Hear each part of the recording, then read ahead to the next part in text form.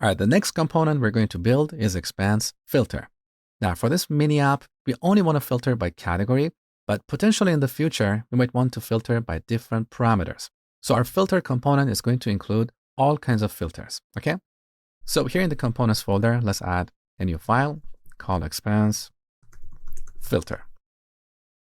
Now let's create a function component. Now in this component, we just want to return a select element with the class of form-select. Now we don't need the name and ID attributes, so let's remove them. Good.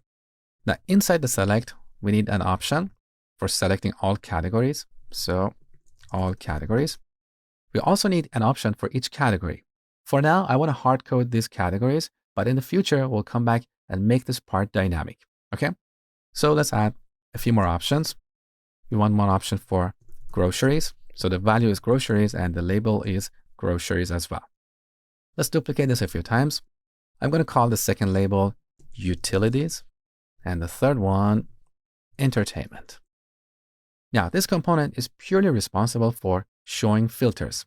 The act of filtering, though, will be done in the app component because this is where we maintain the state.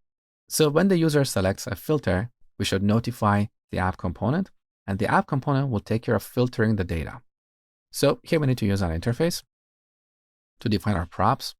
Here we need a prop like onSelectCategory, which is going to be a function that takes the given category as a string and returns void. Next, we need to add the props. So onSelectCategory. Now we handle the onChange event of the select element. Here we pass an arrow function, and in this function we call onSelectCategory. Now here we need to pass the selected category. How do we get it? Well, we add the event object here, and we can read the selected category from event.target.value. Okay, let's test our implementation up to this point.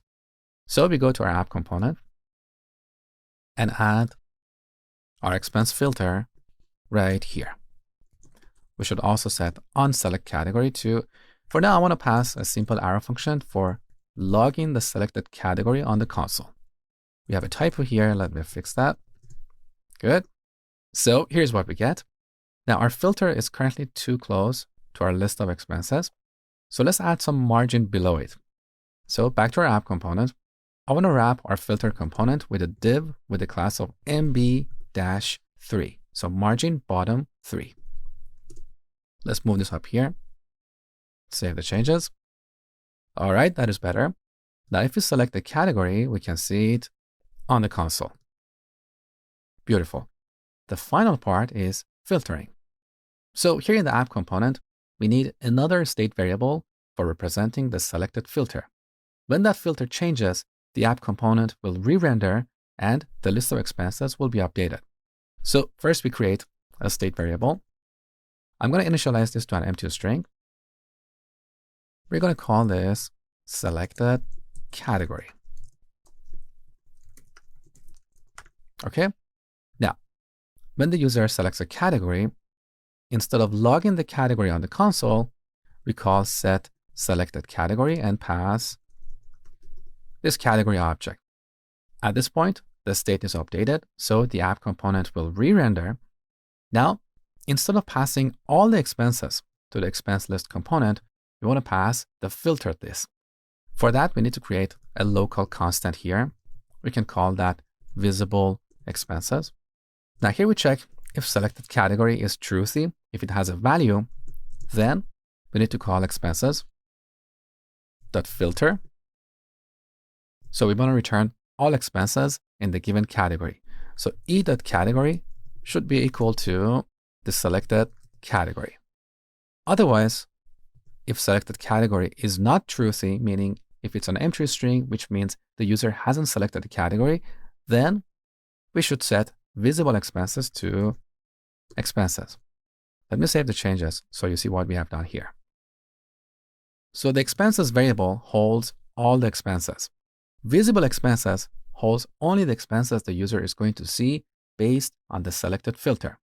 If the user has selected a category, we filter the expenses by the category. Otherwise, we return all expenses. Now, the reason I'm not using a state variable for the visible expenses is because this is redundant. Because this is something we can calculate from the existing state variables like selected category and expenses. So don't use state variables for things that can be computed from the existing state variables, okay? So here we have the visible expenses. Now we need to pass that to our expense list component. Let's see if our application is working. So initially we have all the categories. Now if we select groceries, we don't see anything. If we select utilities, we see all these expenses. So we're done with filtering. The final step is implementing the expense form.